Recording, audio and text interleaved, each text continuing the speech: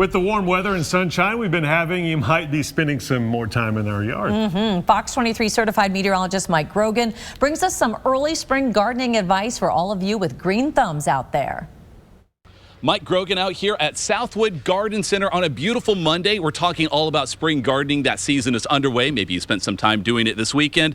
And joining me is the communication lead out at Southwood, Emily Grigg. Emily, thank you for joining me. And tell me what we should be thinking regarding soil right now before we put anything in the ground. So getting your soil prep now is a great head start to your gardening season. Doing something like adding cotton burr compost, especially where we have some of those heavy clay soils, will add some aeration and get some good oxygen flow down to the roots of your plants. You can also aerate just by poking holes, putting, something like a piece of rebar or an auger down about a foot deep, and then making lots of holes to get the oxygen down to those roots.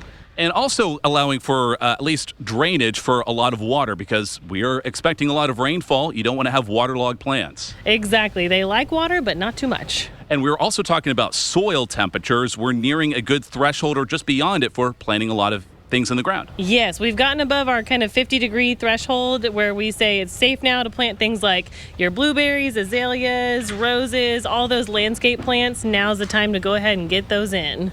And regarding the vegetables, if you like to do that type of gardening, we have an assortment of some things you can put in the ground, from peppers to herbs and other items as well, like tomatoes. But we're nearing the end for certain vegetables. What should we be thinking about putting in the ground right now or putting on hold? Those things like cabbage, cauliflower, broccoli, you might be a little late if you're just getting those in the ground now. Lettuces, spinach, kale, you can do those a little bit longer, but it's going to be coming to the end of their season here soon as well.